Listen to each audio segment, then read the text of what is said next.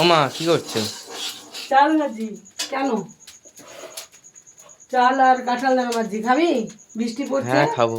বৃষ্টির দিনে চাল ভাজা কাঁঠাল দানা ভাজা দারুণ লাগে খেতে। আমাদের ছোটবেলা তো আর পাস্তা চাউমিন এগুলো ছিল না, আমার মা ঘরে এগুলো করে দিত। আমাদের কোনো রোগ অসুখ বিসুখও ছিল না। এখনের বাচ্চারা যত বাইরের জিনিস খাচ্ছিস তত তোদের রোগ হচ্ছে। আমাদের দিন কত আনন্দে ভাবতাম আমরা, এই দিলে আমরা কত খুশি থাকতাম, দিলেও খুশি না দিলেও খুশি। আর এখন তোদের এত কিছু করে দিয়েও মন শান্তি করতে না।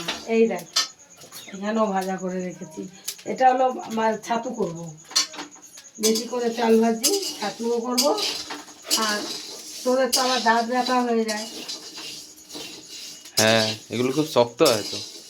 শক্ত হলেও আমি, আমার দাঁতে ব্যথা বলে আমি এটাকে ছাতু করে খাবো, দারুণ লাগে। আমার মা ছাতু করেও দিত, কত কিছু করে।